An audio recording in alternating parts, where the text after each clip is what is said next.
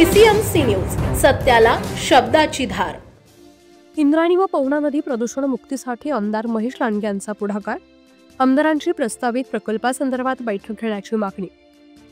इंद्रायणी आणि पवना नद्यांमधून दररोज पिंपरी चिंचवड शहरासाठी 500 ते 600 MLD पाणी उचललं जातं। सुमारे 30 लाख नागरिकांच्या आरोग्याशी संबंधित असलेल्या या पाण्याची गुणवत्ता दिवसेंदिवस घसरत असून त्यावर तातडीने उपाययोजना करणं आवश्यक आहे।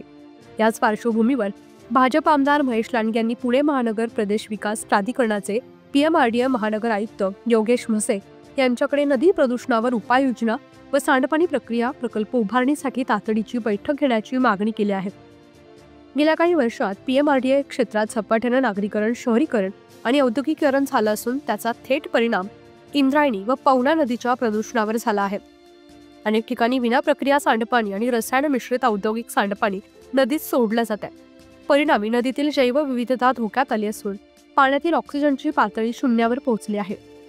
मुख्यमंत्री देवेंद्र फडणवीस यांच्या निर्देशानुसार PMRDA प्रशासनानं पवना इंद्रायणी नदी सुधार प्रकल्प हाती घेतला। मात्र यासाठीच्या सांडपाणी प्रक्रिया प्रकल्पांच्या उभारणीला गती देणं आवश्यक असल्याचं आमदार लांडगे यांनी आपल्या पत्रात स्पष्ट केलं आहे। निघोज आणि रावेत बंधाऱ्याच्या वरच्या बाजूला ज्या ठिकाणी जमीन ताब्यात असून प्रदूषणाची तीव्रता अधिक असल्याने तिथे प्राधान्यानं सांडपाणी प्रक्रिया प्रकल्प उभारण्यात यावे अशी आग्रही भूमिका आमदार लांडगे यांनी मांडली आहे।